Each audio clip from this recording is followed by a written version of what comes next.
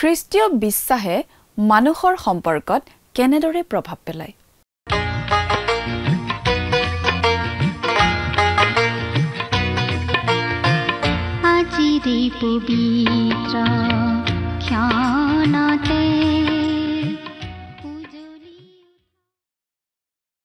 নমস্কাৰ, আমাৰ ভক্তিবচন অনুষ্ঠানলৈ আপোনাক স্বাগতম জনাইছোঁ। খ্ৰীষ্টীয় বিশ্বাসী লোকসকলৰ বাবে বিশেষভাৱে প্ৰস্তুত কৰা এই ভক্তিবচন অনুষ্ঠানটো হৈছে বাইবেল অধ্যয়নৰ ধাৰাবাহিক অসমীয়া অনুষ্ঠান। বাইবেলৰ গোটেই ৬৬খন পুস্তকৰে আমি ইয়াত অধ্যয়ন কৰিম।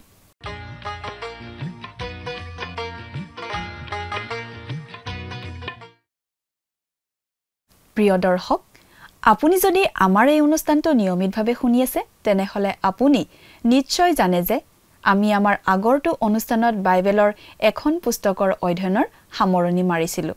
সেয়েহে আজি আমি বাইবেলৰ আন এখন পুস্তক অধ্যয়নৰ বাবে ল'ম। পুস্তকখন হৈছে বাইবেলৰ নতুন নিয়ম খণ্ডৰ ফিলিমনৰ প্ৰতিপত্ৰ নামৰ পুস্তকখন।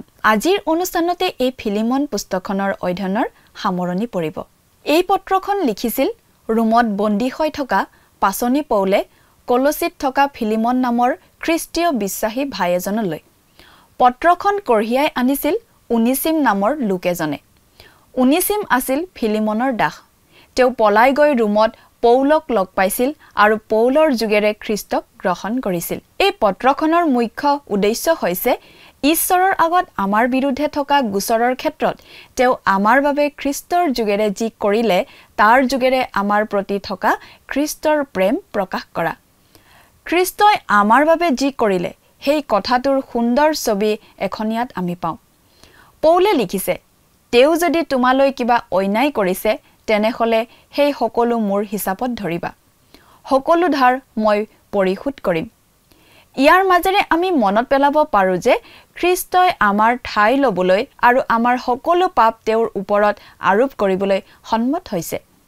মৃত্যুত তেওঁ আমাৰ ঠাই ল'লে, কিন্তু তেওঁ আমাক তেওঁৰ জীৱন দান দিয়ে। আমি ঈশ্বৰৰ আগত গ্ৰহণীয় হওঁ খ্ৰীষ্টৰ নামত। ঈশ্বৰৰ আগত আমাৰ যি স্থান আছে সেয়া আমি খ্ৰীষ্টত বিশ্বাস কৰি লাভ কৰা স্থান। মহান পাচনি পৌলক ফিলিমনৰ ঘৰত যেনেদৰে গ্ৰহণ কৰা হ'লহেঁতেন ঠিক তেনেদৰেই ফিলিমনৰ ঘৰৰ পৰা পলাই যোৱা দাহ উনিচিমকো গ্ৰহণ কৰিবলৈ কোৱা হৈছিল। এই পত্ৰখনৰ ব্যৱহাৰিক দিশটো হৈছে ভাতৃপ্ৰেম শিকোৱা।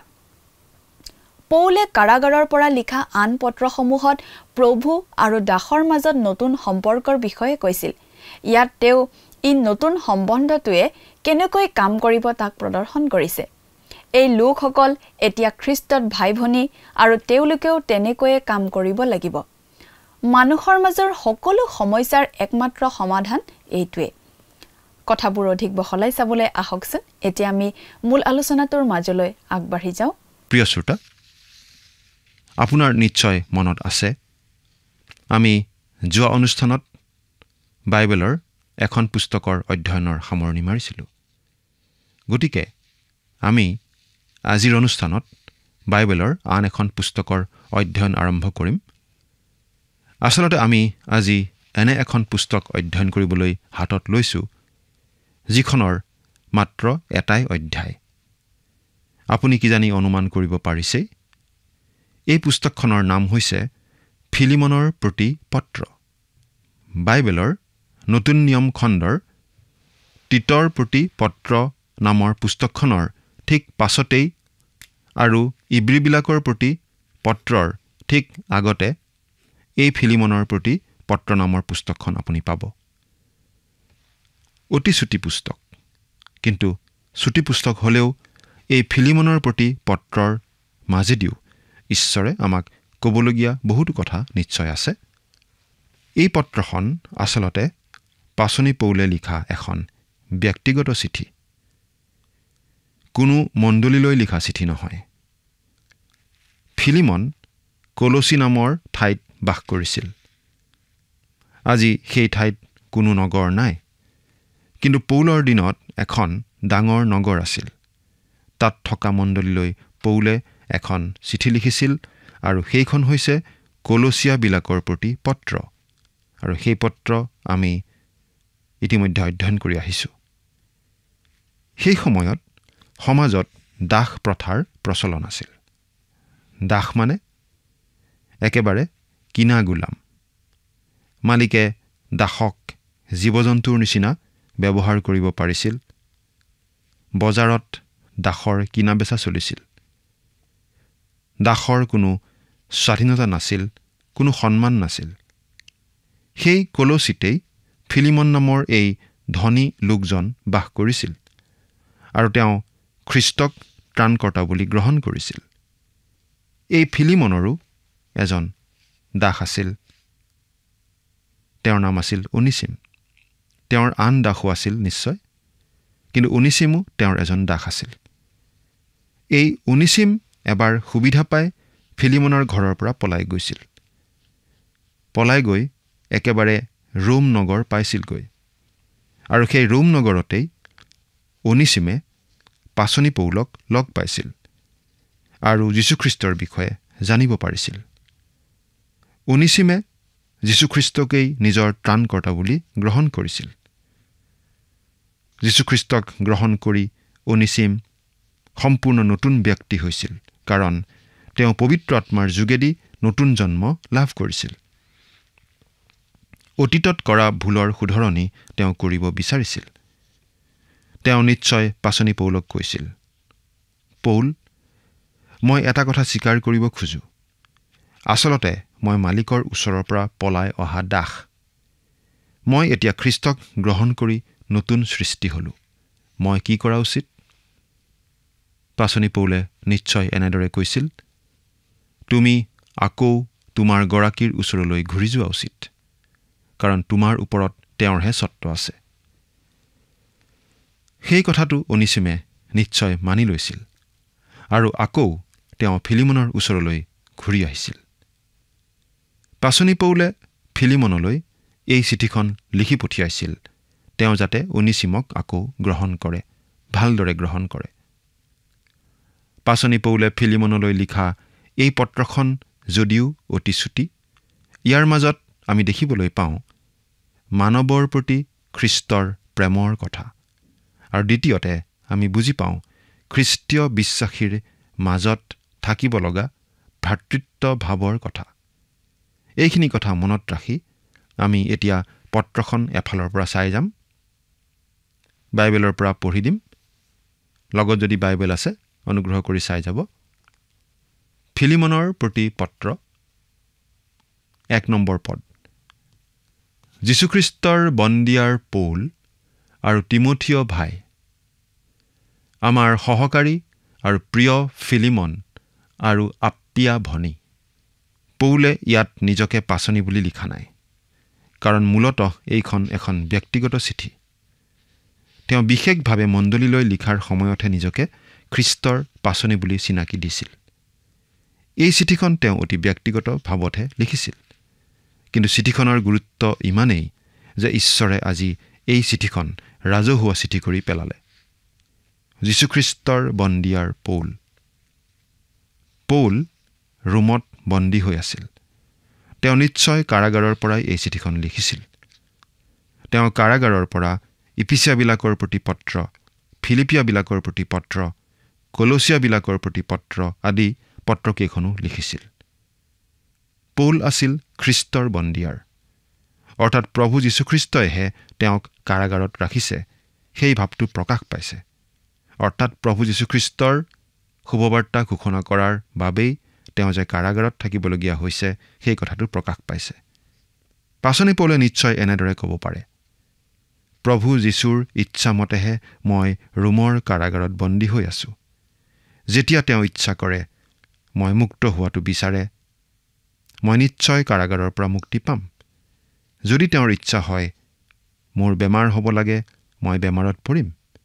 যদি তেওঁৰ ইচ্ছা হয় মই সুস্থ হোৱা উচিত, মই সুস্থ হ'ম, কাৰণ মই নিজৰ নহয়, মই খ্ৰীষ্টৰ। তেওঁ মোক যি দিয়ে মই তাতেই সন্তুষ্ট থাকিবলৈ শিকিছোঁ। তেওঁ মোক বন্দী অৱস্থাত ৰাখিছে, গতিকে মই বন্দী। আৰু তিমথিয় ভাই। তিমথিয় কেৱল পৌলৰেই ভাই নহয়, ফিলিমনৰো ভাই। সকলো খ্ৰীষ্টীয় বিশ্বাসীৰেই তেওঁ ভাই। তেওঁ আমাৰ প্ৰতিজন খ্ৰীষ্টীয় বিশ্বাসীৰেই ভাই, কাৰণ খ্ৰীষ্টত আমি সকলো ভাই। কাৰণ খ্ৰীষ্টক গ্ৰহণ কৰাৰ যোগেদি আমি সকলো ঈশ্বৰৰ পৰিয়ালৰ সদস্য হৈছোঁ। 2 নম্বৰ পদ,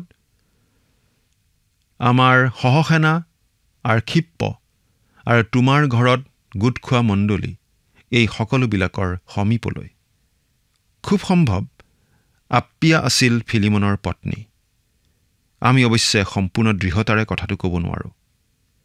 আমাৰ সহসেনা আৰ্খিপ্প, এই আৰ্খিপ্প কোনো ৰোমান সেনা নহয়। তেওঁ যীশুখ্ৰীষ্টৰ সেনা, বিশ্বাসৰ সেনা। হাতত তৰোৱাল লোৱা সেনা নহয়, কিন্তু আত্মিক যুদ্ধৰ সেনা। প্ৰতিজন খ্ৰীষ্টীয় বিশ্বাসীয়েই একোজন সৈনিক, কাৰণ শয়তান আৰু তাৰ শক্তিবোৰৰ বিৰুদ্ধে খ্ৰীষ্টীয় বিশ্বাসীসকলৰ এখন আত্মিক যুদ্ধ চলি আছে অনবৰতে।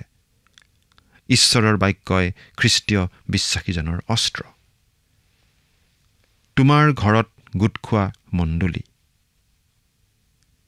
ফিলিমন খ্ৰীষ্টীয় বিশ্বাসী হোৱাৰ পাছত নিজৰ ঘৰতে এটা মণ্ডলী গঢ়ি তুলিছিল।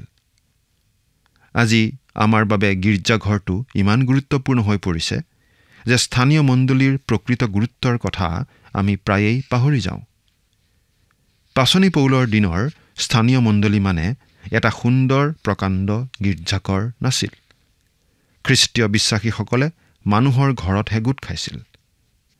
জনা যায় যে প্ৰায় 200 বছৰ ধৰি খ্ৰীষ্টীয় মণ্ডলী কেৱল মানুহৰ ঘৰতহে গোট খাইছিল। আচলতে আজিও আমি বৃহৎ গীৰ্জাঘৰ নিৰ্মাণৰ কথা বেছিকৈ নাভাবি খ্ৰীষ্টৰ শুভবাৰ্তা বিলাই দিয়া কথাতহে বেছিকৈ মন দিয়া উচিত। 3 নম্বৰ পদ, আমাৰ পিতৃ ঈশ্বৰ আৰু প্ৰভু যীশুখ্ৰীষ্টৰ পৰা তোমালোকলৈ অনুগ্ৰহ আৰু শান্তি হওক। পাচনি পৌলে পত্ৰ লিখোঁতে এনেদৰেই অভিবাদন জনাইছিল, তোমালোকলৈ অনুগ্ৰহ আৰু শান্তি হওক। পিতৃ ঈশ্বৰৰ অনুগ্ৰহত আমি আজি পৰিত্ৰাণ লাভ কৰিছোঁ, প্ৰভু যীশুখ্ৰীষ্টক আমাৰ ত্ৰাণকৰ্তা বুলি গ্ৰহণ কৰাৰ দ্বাৰা। আৰু প্ৰভু যীশুখ্ৰীষ্টক গ্ৰহণ কৰাৰ পাছতহে আমি প্ৰকৃত শান্তি লাভ কৰিব পাৰোঁ, যি শান্তি আমাক এই জগতে দিব নোৱাৰে। এই জগতত আমি শান্তি বিচাৰি হাবাথুৰি খাওঁ, কিন্তু প্ৰভু যীশুত আমি লাভ কৰোঁ চিৰস্থায়ী শান্তি।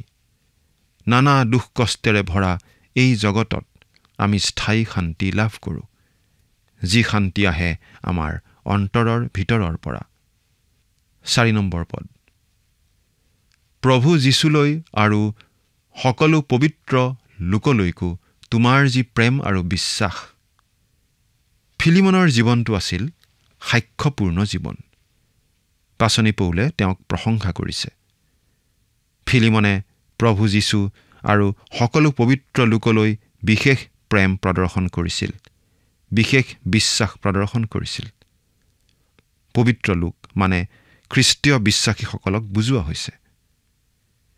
খ্ৰীষ্টক ত্ৰাণকৰ্তা বুলি গ্ৰহণ কৰা সকলো লোকেই ঈশ্বৰৰ দৃষ্টিত পবিত্ৰ, কাৰণ খ্ৰীষ্টৰ পবিত্ৰতাই তেওঁলোকৰো পবিত্ৰতা বুলি গণিত হয়। ফিলিমন খ্ৰীষ্টৰ প্ৰতিও বিশ্বাসী আছিল, খ্ৰীষ্টীয় বিশ্বাসীসকলৰ প্ৰতিও বিশ্বাসী আছিল। 5 নম্বৰ পদ, তাৰ কথা শুনি মোৰ প্ৰাৰ্থনাত মই তোমাৰ নাম উল্লেখ কৰি সদায় মোৰ ঈশ্বৰৰ ধন্যবাদ কৰি আছোঁ। পাচনি পৌলে বহুতো লোকৰ কাৰণে প্ৰাৰ্থনা কৰিছিল। আমি যদি এখন তালিকা বনাওঁ, পাচনি পৌলে যিমানবোৰ লোকৰ বাবে প্ৰাৰ্থনা কৰিছিল, তেন্তে সেই তালিকাখন অতি দীঘলীয়া হ'ব। খ্ৰীষ্টীয় বিশ্বাসীসকলে পৰস্পৰৰ কথা মনত ৰখা উচিত, প্ৰাৰ্থনাত সোঁৱৰণ কৰা উচিত। বিশেষকৈ খ্ৰীষ্টৰ পৰিচৰ্যাত লাগি থকা লোকসকলৰ বাবে বিশেষভাৱে প্ৰাৰ্থনা কৰা উচিত। আমি আন কোনো খ্ৰীষ্টীয় বিশ্বাসী বিশ্বাসত বৃদ্ধি পাই থকা দেখিলে, খ্ৰীষ্টৰ পৰিচৰ্যাত দেহেকেহে লাগি থকা দেখিলে, তেওঁৰ কথা মনত পেলাই ঈশ্বৰক ধন্যবাদ দিয়া উচিত। আমি বাৰু সেই কাম নিয়মিতভাৱে কৰোঁনে? চিন্তা কৰকচোন।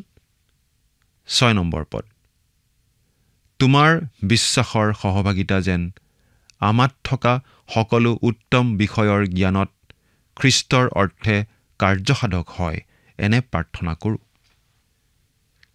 তেওঁৰ বিশ্বাস আছিল আনৰ সৈতে ভগাই লোৱা বিশ্বাস। আৰু তেওঁ কৰি থকা সকলো সৎকৰ্ম আছিল সেই বিশ্বাসৰ ফল। খ্ৰীষ্টত আমাৰ যি বিশ্বাস, সেই বিশ্বাস সকলো উত্তম বিষয়ৰ জ্ঞানত খ্ৰীষ্টৰ অৰ্থে কাৰ্যসাধক হ'ব লাগে। 7 নম্বৰ পদ, কিয়নো হে ভাই, তোমাৰ প্ৰেমত আমি অতি আনন্দ আৰু সান্তনা পালোঁ, কাৰণ তোমাৰ দ্বাৰাই পবিত্ৰ লোকৰ প্ৰাণ জুৰুওৱা হ'ল। ফিলিমনে পৌলৰ প্ৰতিও বিশেষ ভালপোৱাৰ ভাৱ প্ৰকাশ কৰিছিল আৰু আন আন বিশ্বাসীসকলৰ প্ৰতিও তেনে ভাৱ প্ৰকাশ কৰিছিল। সেই কথাত তেওঁ অতি আনন্দ আৰু সান্তনা পাইছিল। প্ৰিয় শ্ৰোতা, আজিও আমাৰ মাজত বহুতো খ্ৰীষ্টীয় বিশ্বাসী ভাই আছে, যিসকলক আমি এই ফিলিমনৰ লগত তুলনা কৰিব পাৰোঁ। এনেবিলাক লোকে ঈশ্বৰৰ পৰিচৰ্যাত লাগি থকা লোকক, শিক্ষক, প্ৰচাৰকসকলক নিজৰ ঘৰত আলহীকৈ ৰাখিবলৈ ভাল পায়, সেৱা শুশ্ৰূষা কৰিবলৈ ভাল পায়, সহভাগিতা দিবলৈ ভাল পায়। এনেকুৱা লোক সঁচাকৈয়ে আদৰণীয় লোক। এতিয়া আমি 8 নম্বৰ, 9 নম্বৰ আৰু 10 নম্বৰ তিনিওটা পদ একেলগে পঢ়ি দিছোঁ।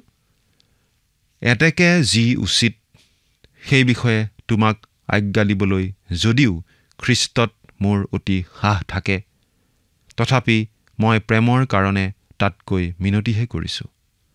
অৰ্থাৎ বৃদ্ধ মানুহ আৰু এতিয়া যীশুখ্ৰীষ্টৰ বন্দীয়াৰ হোৱা এনে লোক যি মই পৌলে মোৰ বন্দীয়াৰ অৱস্থাত জন্মা মোৰ পুত্ৰ অনিচিমৰ নিমিত্তেই মিনতি কৰিছোঁ। এতিয়া পৌল তেওঁ চিঠি লিখাৰ আচল উদ্দেশ্যটোলৈ আহিব ধৰিছে। তেওঁ গোটেই কথাখিনি মৃদুভাৱে আৰু অতি সাৱধানে উপস্থাপন কৰিছে। তেওঁ আচলতে অনিচিমৰ কথা লিখিবলৈহে এই পত্ৰখন লিখিছিল। সেই কথা এতিয়া তেওঁ ক'ব ধৰিছে। আচলতে তেওঁ যি ক'ব সেইটো উচিত কথাই ক'ব, আৰু সেই উচিত কথা ক'বলৈ তেওঁৰ কৰ্তৃত্বও আছে খ্ৰীষ্টৰ পাচনি হিচাপে। কিন্তু তেওঁ সেই কৰ্তৃত্ব দেখুওৱা নাই। তেওঁ মিনতি কৰা বুলিহে লিখিছে। কিমান নম্ৰতা, নহয়নে? পাচনি পৌলে অনিচিমৰ বিষয়ে যিখিনি কথা এতিয়া ফিলিমনক ক'ব, সেইখিনি 3টা বিষয়ৰ ভিত্তিত ক'ব। প্ৰথমটো হৈছে প্ৰেমৰ কাৰণে। পৌল আৰু ফিলিমনৰ মাজত থকা প্ৰেম, অৰ্থাৎ খ্ৰীষ্টীয় বিশ্বাসৰ যি প্ৰেম, সেই প্ৰেমৰ বলতেই তেওঁ ক'ব ধৰিছে। দ্বিতীয়তে, বৃদ্ধ মানুহ যি মই পৌল। পৌলৰ তেতিয়া 60 বছৰমান হৈছিলহে, কিন্তু তেওঁ আছিল বৃদ্ধ মানুহ। তেওঁ খ্ৰীষ্টৰ হকে নানান দুখ কষ্ট, ক্লেশ, তাৰণা সহ্য কৰিব লগা হৈছিল। তেওঁ বয়সতকৈ বৃদ্ধ হৈছিল, আৰু বৃদ্ধ লোক হিচাপেও তেওঁৰ অলপ কৰ্তৃত্ব আছিল। আমি মানিবই লাগিব যে আমি আমাৰ অগ্ৰজসকল, বিশেষকৈ পকামূৰীয়াসকলৰ প্ৰতি নম্ৰ হ'ব লাগে, বাধ্য হ'বলৈ শিকিব লাগে। তৃতীয়তে, এতিয়া যীশুখ্ৰীষ্টৰ বন্দীয়াৰ হোৱা যি মই পৌল। যিহেতু তেওঁ বন্দী অৱস্থাত আছিল, তেওঁ নিজে ফিলিমনৰ ওচৰলৈ আহিব পৰা নাছিল। গতিকে চিঠিৰ যোগেদিয়েই তেওঁ সেই অনুৰোধ জনাবলগীয়া হৈছিল। পৌলে তেওঁৰ বিশ্বাসৰ পুত্ৰ অনিচিমৰ কাৰণে মিনতি কৰি কৈছে, মোৰ বন্দীয়াৰ অৱস্থাত জন্মা মোৰ পুত্ৰ অনিচিমৰ নিমিত্তেই মিনতি কৰিছোঁ।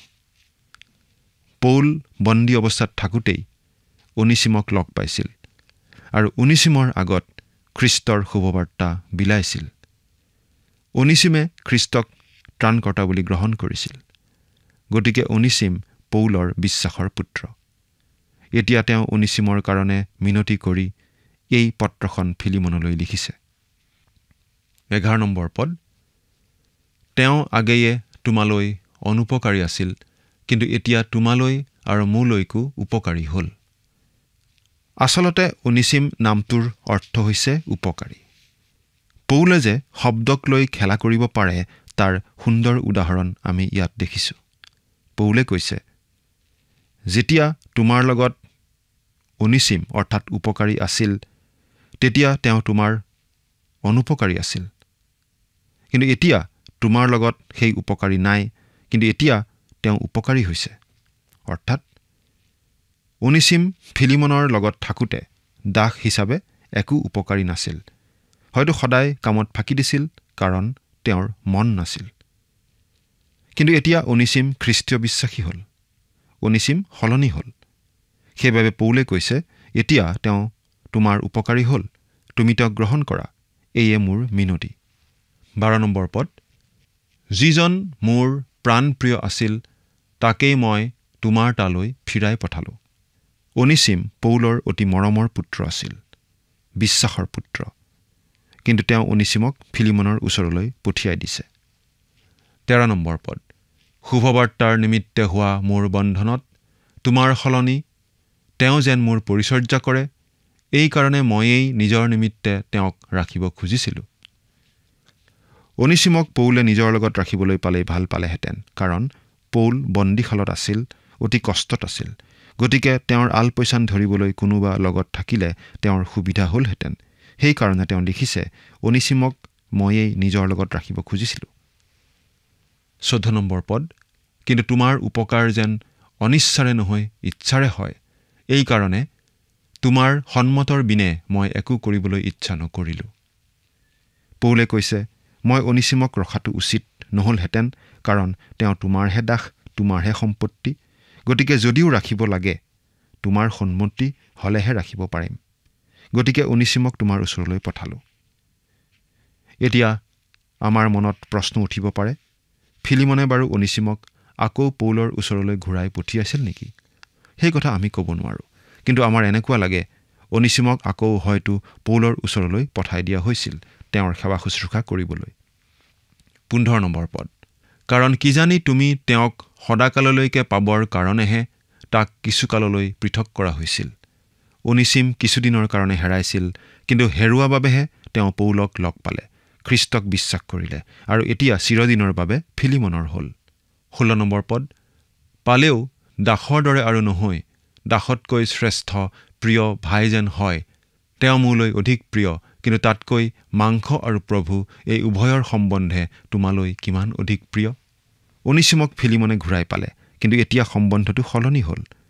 আগতে তেওঁ কেৱল দাস আছিল, এতিয়াও দাস ৰোমৰ আইনমতে, কিন্তু এতিয়া তেওঁ খ্ৰীষ্টীয় বিশ্বাসত ফিলিমনৰ ভাই হ'ল। তেওঁক দাসতকৈ শ্ৰেষ্ঠ প্ৰিয় ভাই বুলি ভাবিবলৈ ফিলিমনক পৌলে সোঁৱৰাই দিছে। 17 নম্বৰ পদ, এতেকে তুমি মোক সহভাগী বুলি যদি মানা, তেন্তে মোৰ তুল্য বুলি তেওঁক গ্ৰহণ কৰিবা। অৰ্থাৎ তুমি মোক যেনেদৰে গ্ৰহণ কৰা, তেওঁকো তেনেদৰে গ্ৰহণ কৰিবা। এইটোৱেই খ্ৰীষ্টীয় বিশ্বাসৰ মূল কথা। ঈশ্বৰে প্ৰভু যীশুখ্ৰীষ্টক যেনেদৰে চায়, খ্ৰীষ্টত আশ্ৰয় লোৱা সকলোকে সেই দৃষ্টিৰেই চায়। আচলতে খ্ৰীষ্ট সম্পূৰ্ণ নিষ্পাপ আৰু পবিত্ৰ হোৱা বাবে তেওঁত আশ্ৰয় লোৱা সকলো লোককেই ঈশ্বৰে সম্পূৰ্ণ নিষ্পাপ আৰু পবিত্ৰ বুলি গ্ৰহণ কৰে। সেইবাবেই খ্ৰীষ্টত আশ্ৰয় লোৱা সকলো লোকে পৰিত্ৰাণ পায়, অনন্তকাললৈ স্বৰ্গত বাস কৰাৰ অধিকাৰ পায় খ্ৰীষ্টত। 18 পৰা 25 নম্বৰ পদ পাঠ কৰি দিছোঁ।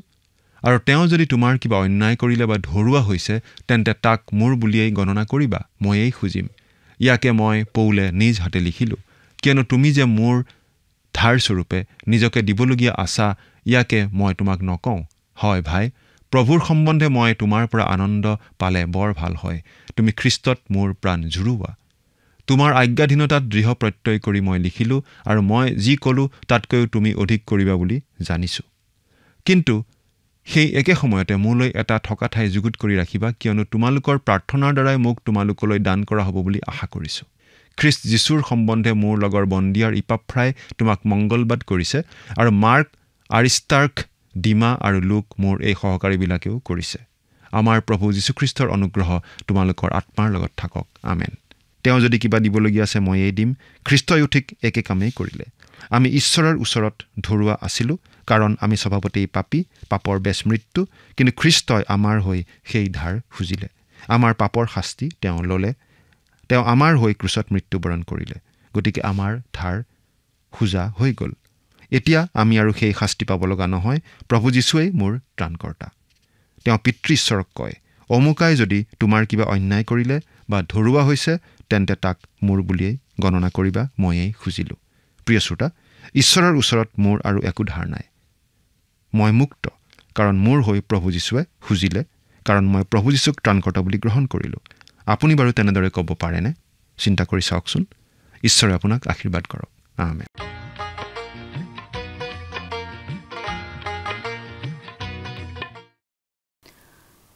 পাচনি পৌলে কৈছিল, মই পৌলে মোৰ নিজৰ হাতেৰে লিখিলোঁ, মই তাৰ সকলো প্ৰতিদান দিম বুলি।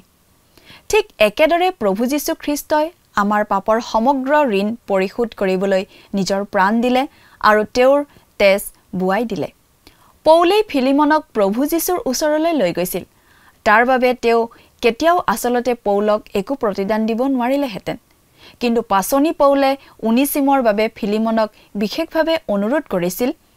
এইখন এখন ব্যক্তিগত চিঠি।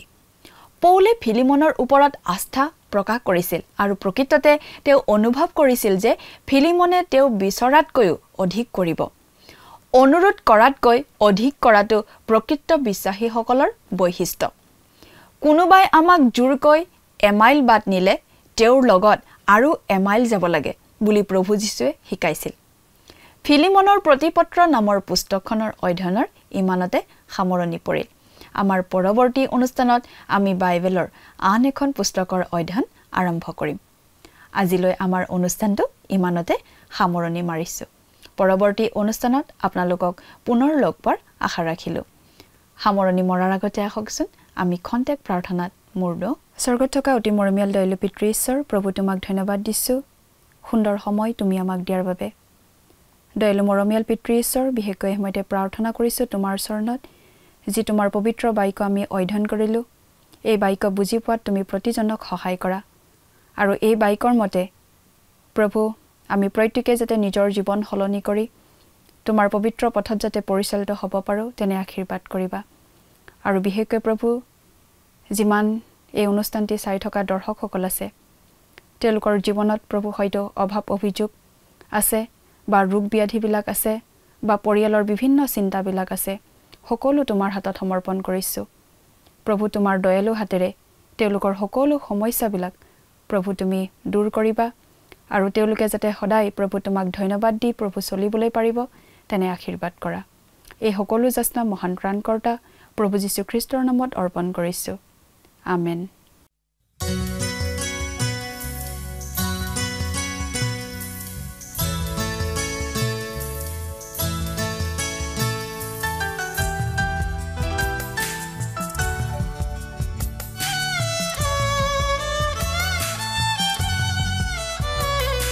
হৃদয় কিয় তুমি ইমান উকৰাটো দিহহাৰা তুমি আজি ৰখিয়ানো হোৱাৰ দৰে।